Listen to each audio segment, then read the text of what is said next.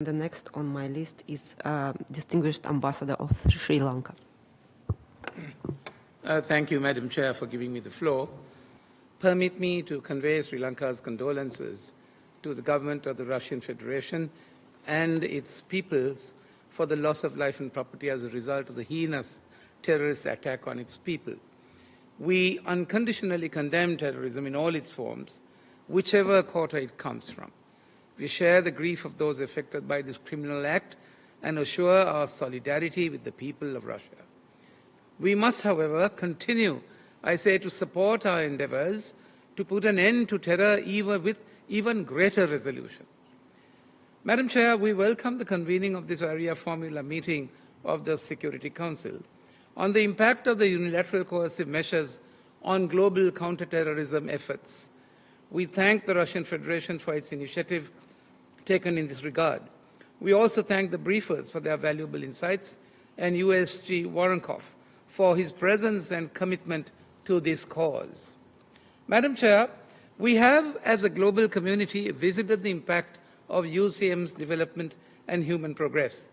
We have overwhelmingly come to the conclusion, as witnessed in the voting patterns seen in the resolutions pertaining to UCMs at the General Assembly, as well as the reports of the Special Rapporteur on the subject, that unilateral coercive measures are contrary to international humanitarian law, the UN Charter, and the norms governing peaceful relations among states. We have also seen that these measures can have long-term negative consequences for development and human progress in the targeted states. It is a fact that unilateral coercive measures have negatively contributed to the achievement of sustainable development goals as well as human progress in targeted countries.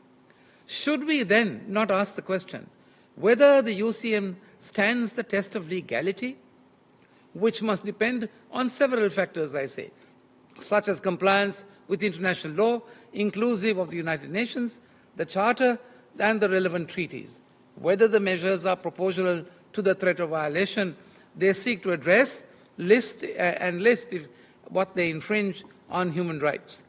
Does it permit, I ask, individual entities targeted by the sanctions the right to challenge the measures imposed through fair and transparent procedures?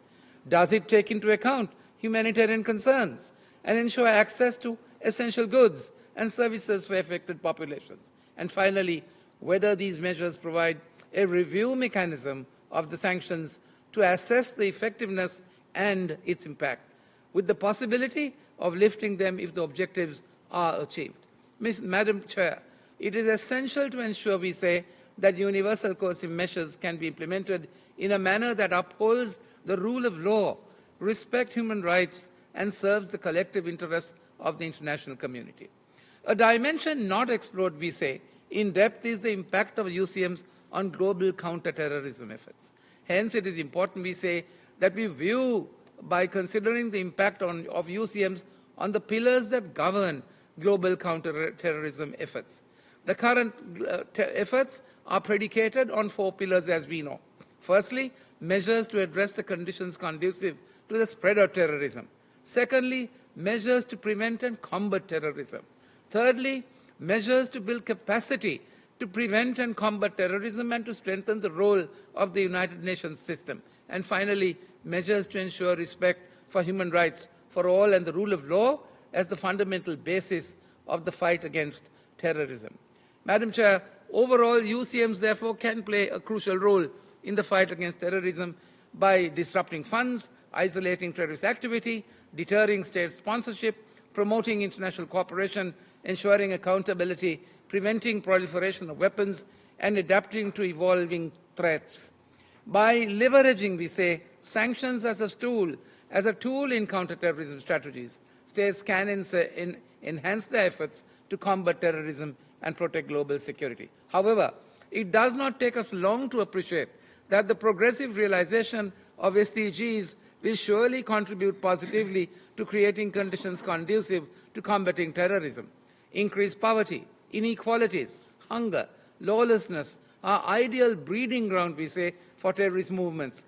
The Special Rapporteur on the negative impact of UCMs on the enjoyment of human rights has observed in no uncertain terms, in great detail, on the detrimental impact of unilateral sanctions and over-compliance with them on the achievement of all and every single SDG, affecting, therefore, the right to development and the well-being of those living in targeted countries, regardless of the nature of the unilateral sanctions imposed.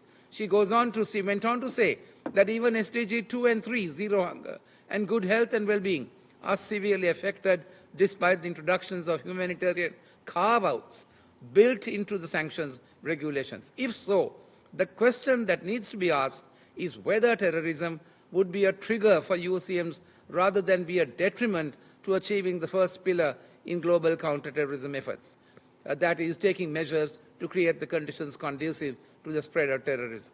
Madam Chair, it can also be observed that UCMs affect negatively global efforts in building a state's capacity to prevent and combat terrorism, as well as in taking proactive measures to prevent terrorist acts and respond effectively when they occur, as this involves intelligence sharing, cooperation between law enforcement, and disrupting terrorist networks. Madam Chair, finally, the fourth pillar of global counterterrorism efforts, the protection of human rights and the rule of law as the fundamental basis in countering terrorism, is also seriously affected by UCMs as they negatively impact the achievement of economic, social, cultural rights of the people in targeted countries. Finally, Madam Chair, UCMs, in essence, are unjust and immoral. It was Martin Luther King who said that there are two types of laws, just laws and unjust laws. He asked the question, what is the difference between the two? The difference seems to be rather marginal. An unjust law, he says, is a man-made code that is out of harmony with the moral law. And UCMs, Madam Chair, belong to that category. Thank you. I thank the distinguished representative of and permanent representative of Sri Lanka for his statement and for the condolences expressed. And the next of